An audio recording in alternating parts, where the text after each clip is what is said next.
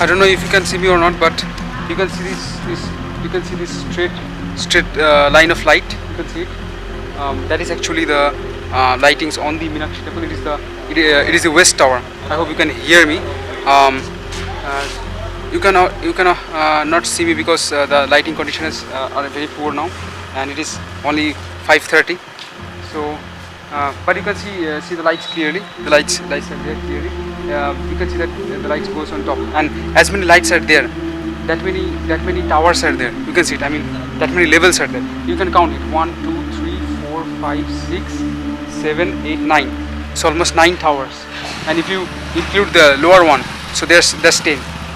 There's central. It is written that that's the west tower. So it is during this time of morning. It is usually dark. So yeah, that's why it's the lighting conditions are poor. That's why maybe you cannot see me, but if you can hear me, that's enough. So we'll gradually now approach the temple, and we will try to show you the clips when the sunlight comes out.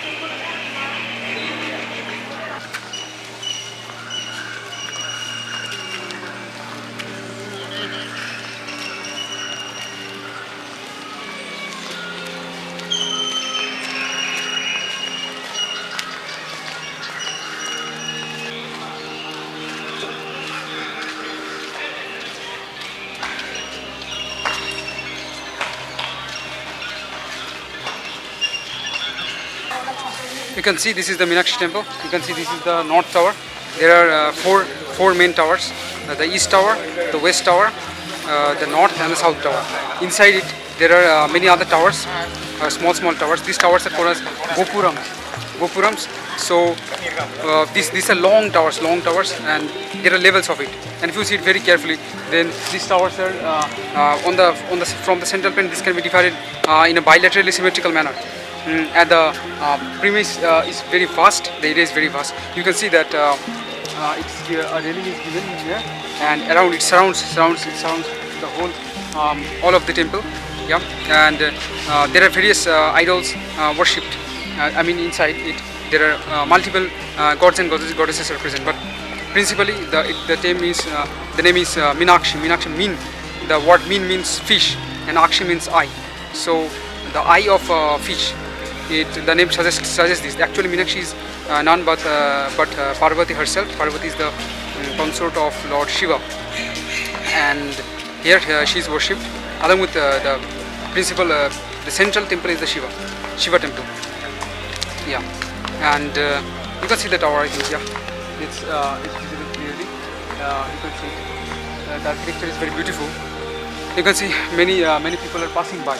There are lots of people here. Going. It's a nice view, yeah, and it also feels good. Many people are sitting and also observing. Inside that Nepal temple, every day there is worshipping of the god and the deity.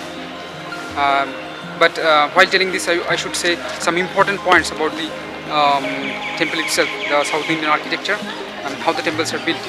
So actually it is built in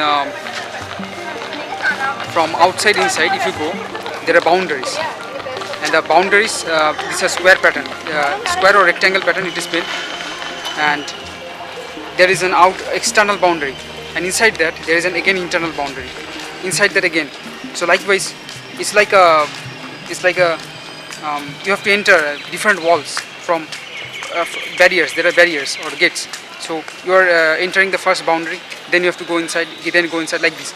So there are multiple steps inside, and the main entry points are the gopurams, and there are also actual locations where the gopurams are to be made. It are decided from the scriptures, how it says, and also the Vastu. Yeah, Vastu is also an important part which determines how the temple is built. We will also discuss it later.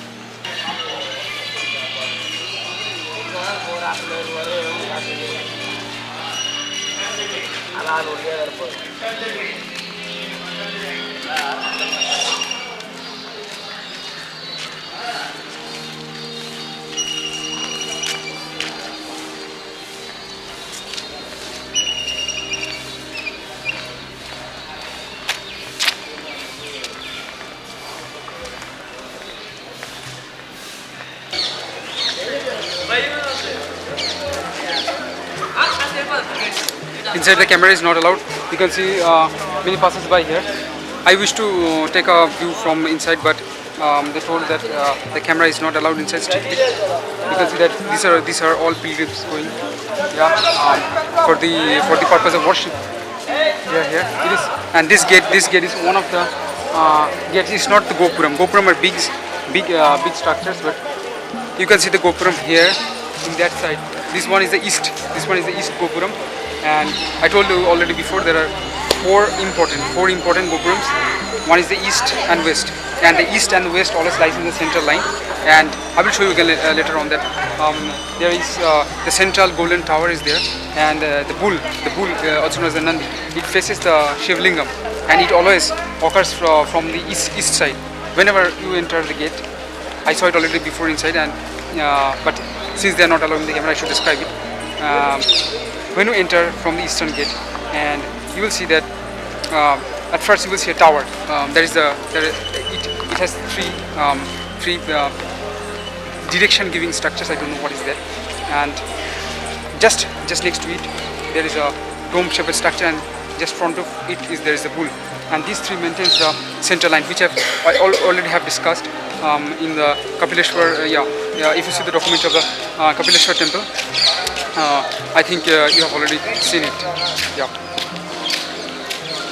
Here you can see one of this is probably Lord Kartikeya, here also known as Murugan. Yeah, one of the gods.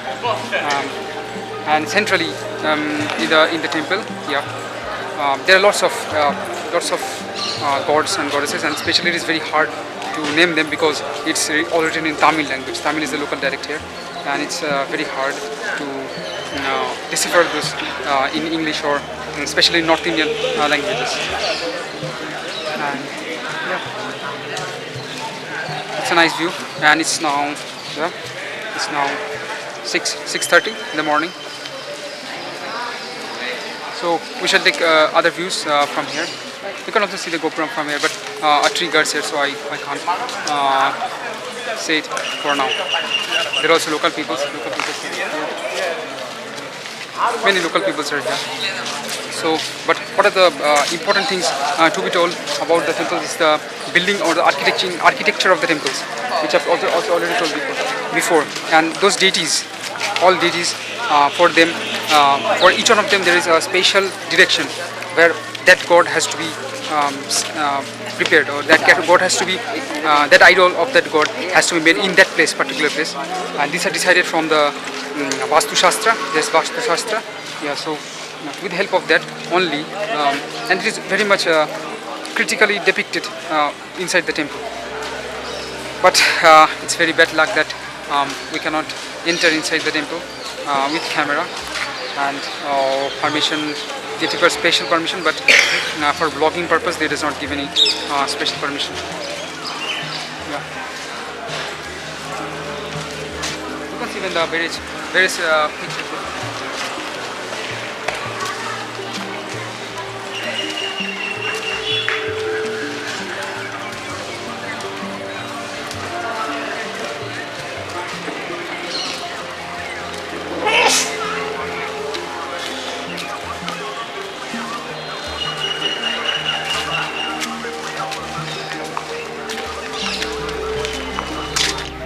So today we are going to discuss about the Meenakshi Temple. The Meenakshi Temple is situated in Madurai and it is about 1 kilometer south to the river known as the Vaigai river. It has a very past history, long history. At first it can be heard in the ancient text dating back to around 600 AD, that is 600 years after the birth of Jesus Christ. But it was actually renovated mainly by the Vijayanagar Empire around 1400 AD. And most of the main reason of its destruction was the invasion by the Delhi Sultanates. That is the Islamic invasion. The Islamic peoples, they invaded the southern region and they destroyed the temples and all looted away everything. Under the general was Malik Kafur. Yeah. So they totally destroyed the temple. So actually it was the Vijayanagar Empire which renovated the temples around 1400 AD. But later on, in 1700 AD, the Nayak kings also renovated it. So the present temple is actually not the intact temple. It is not actual intact temple. It was destroyed and again rebuilt. Yeah. So this is one of the important points we have to keep in our mind. So it is not intact. It has been rebuilt for many times. Now, what is the important characteristics, or what is the feature, what are the central gods and goddesses of this temple, and what is the story behind this temple? So the word Meenakshi means, Meen means fish and Akshi means eye. So Meenakshi means the fish's eye. Yeah. So it actually describes to somebody who has the eyes of a fish, or the eyes of her looks like a fish. It actually refers to none but goddess Parvati. Goddess Parvati is the consort of Lord Shiva as per the Shiv Puran. Yeah. So, and the main story behind this temple is that it is the marriage of goddess Parvati to Lord Shiva, and here Lord Vishnu is the maintainer of this world. Lord Shiva is the destroyer, and Lord Brahma is the creator. So Lord Vishnu is is depicted here as the brother of goddess Parvati, and she is giving her to Lord Shiva in her marriage. So this is the principal plot. So it is actually, the main plot is nothing but the marriage of goddess Meenakshi with Lord Shiva. Now coming to the architecture of this temple, we had in the previous video we have discussed that what are the characteristics of an ideal temple. There we had discussed about the 5 important points. So today in this video we shall discuss that whether Meenakshi temple is actually an ideal temple or not. So the number 1 point, and there will be this map. See here, there will be a map, and I will give this map. In this map, that particular region which I will be describing about, I will make it a circle in a particular color, so you will be able to understand it, what I am discussing about. So in this map, see, there are 4 gates. You can see it. These are the eastern, western, northern, and the southern gates. Now, if you see carefully, so the land is more or less rectangular. So the first point is that the land or the boundary of the temple is rectangular. So the first point is okay. There is no cut, or like there is no discontinuity. So the land is actually a rectangular plot of land. So the first point of becoming an ideal temple is okay. Number 2, I told that the second point is that it must have boundaries with 4 major gates. These gates are called in South India as Gopuram, and these are made so tall. Why? Because these are made so tall structure, because during those times people from very far could see those temples. So it is actually for the direction giving for the pilgrims who are coming from a long distance to pay visit to the temples. So they could understand it from very far distance. That is why these are made very tall, and this one is the gopurams or the gates. So we have the, you can see there is the eastern, western, and the northern and southern gopurams. Okay, and yeah, so that is the number second point. We have been satisfied. Number third point is the central deity. Yeah, the central deity is actually Meenakshi temple is so Meenakshi is one of the goddess, and Meenakshi is Parvati, and Lord Shiva is another god, central god. He is here known as Sundareshwar. So the god of beauty. It's like this. The word Sundar means beauty, and Ishwar means god. So the god, beauty god. It's kind of like that. Yeah, it's just Lord Shiva.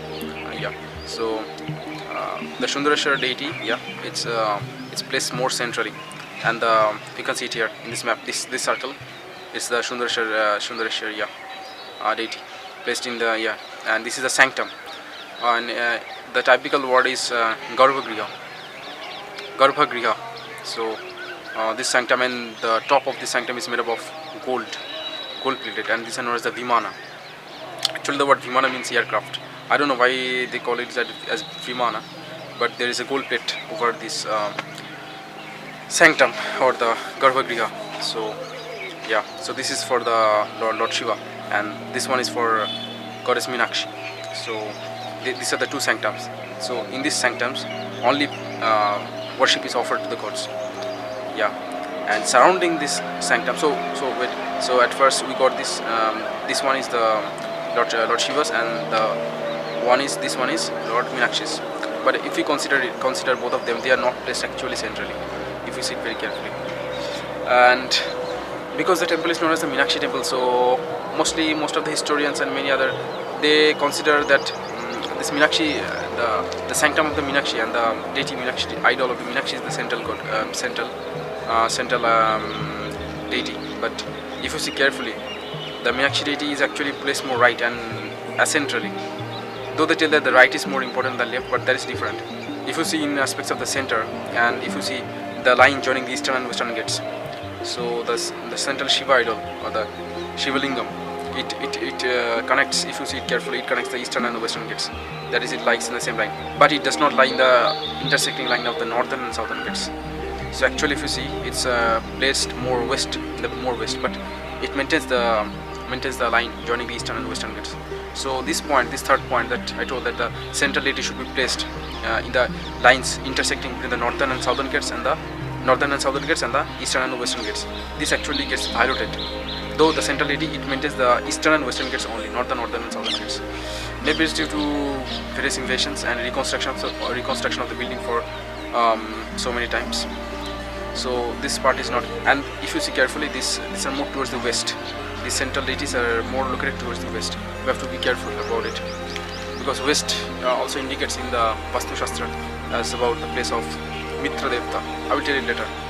So because it is about marriage, so maybe that's why the gods are shifted more towards the west than rather centrally. So you have to be careful about it. Okay. So this was the number third point. So number fourth point. The fourth one was that the accessory deities, they must be placed in the central squares which have the positive influence, and on the other squares. if you not have seen the earlier video, then you won't understand it.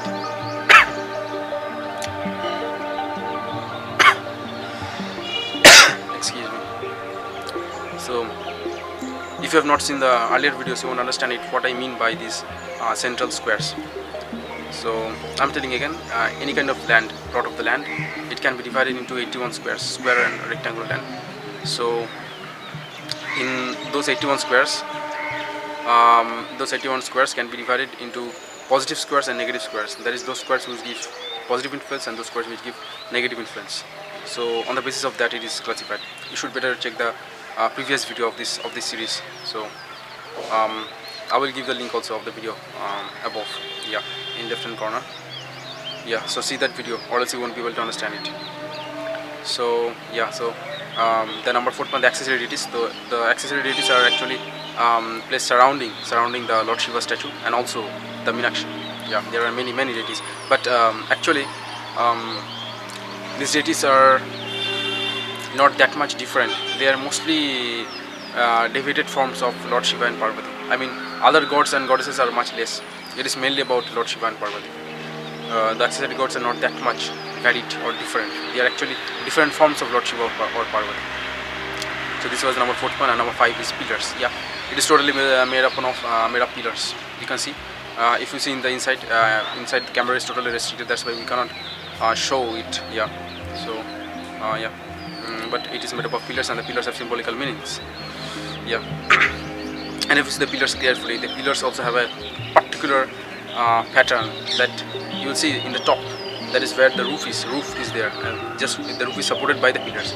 So there, in the junction between the pillar and the roof, there are a kind of every temples I've seen it. That it is like a symbol, like a lion, but having the face of an elephant. I don't know what it is. Yeah, but it is there in every temple. It must have a significance. That is, it refers to some kind of Puranic story. And also in the Gopurams, there are various Puranic stories depicted. So this is all about the Meenakshi temple. And yeah, except this also there is a lotus tank in the southern direction. This is also one fault, because usually as per the Vastu Shastra, water must not be placed in the southern direction. Usually it is placed either in the west or in the northeast. Yeah. So I don't know why they made it like this, but that is one of the fault. Anyway, maybe it's due to the availability of like passage, like from which direction more visitors come, or maybe something like that, or maybe due to lack of space, and because it is deconstructed so many times, that is why maybe it is made like that. So that this was another thing. The golden lotus tank. The golden lotus tank. There is a golden lotus in the pond. Tank means actually refers to the pond, nothing else. Okay. And also there are many mandapas. Mandap means refers to as various pillared halls. And this there are various halls. There is 1,000 pillared halls. There is like 1,000 pillars are there. It is now actually not. There is no worshipping done. There is a Nataraj. What should I say? Nataraj statue. Nataraj is a dancing form of Lord Shiva. There are statues there in the 1,000 pillar hall, and it is now used mainly as the museum. Yeah. So there is no worshipping done, and it is located in the northeast part. I will show it in the map everywhere. Whatever I am telling, any kind of, I will just make it here. And there are multiple other mandapas like that. Inside the temple. I mean the shrines surrounding the shrines. 2 main shrines or sanctums, also known as the Garbhagrihas. So there are 2 Garbhagrihas only. That is, Garbhagrihas are those where the worship is done. But mandapas are different. Here worshipping is not done. It is for different other purposes. Yeah. And for other gods like that. So there are various other mandapas like that. There are some mandapa is there. I forget the name. Those are like South Indian names. It's kind of atypical. So there are like 8 forms. So like one mandap has the 8 forms of Lord Shiva. Another mandap has 8 forms of Goddess Parvati. So it is more or less like that. There is another mandap having a swing. Every Friday they bring the idols of the Parvati and Lord Shiva and place it there, like they are having. And yeah, now coming to the rituals. So every day there is worship of the gods, and there are four kinds of steps in that. At first there is Abhishek. Abhishek means to bath the gods. Then Alankaran means to give the dresses, and then there is offering of the food. Yeah, that is called as Naivedya. Yeah. And there was the last step is that at the last they take the Shiva idol. They don't move the central idol. There is another second idol is there. The second idol is there, and they take that to the sanctum of the Meenakshi. Yeah. And they keep it there for the whole night. It's like that Lord Shiva has gone to Meenakshi for the whole night, and again in the morning they bring the idol in their places. But the central idol is not itself, it's the second copies. The second copies are so yeah. And in the month of around April there is a procession, like the Ratha Yatra in Odisha, like that. There is a procession where both the idols, both the secondary idols, not the primary idols. Primary idols are always kept inside because those are carved of stones. These are metal idols. So these metal idols are taken out and they are moved in the procession. Yeah. So in the month of April it occurs. And in the Bengali month it is known as the month of Chitra. In the Georgian calendar it falls in the month of April. Yeah. So this was all the information about major information. There are lots of information left, but this is the major information about the Meenakshi temple. Yeah. and you will also see. So it is actually, so to conclude it, it has most of the features of being an ideal temple, but still some of the features are lacking in Meenakshi temple, which we have already discussed. So keep watching Mystic Studio Productions. Do like, share, and subscribe it with your friends and family. So we will be discussing about another temple in our next video. Till then, take care. Bye. Thank you.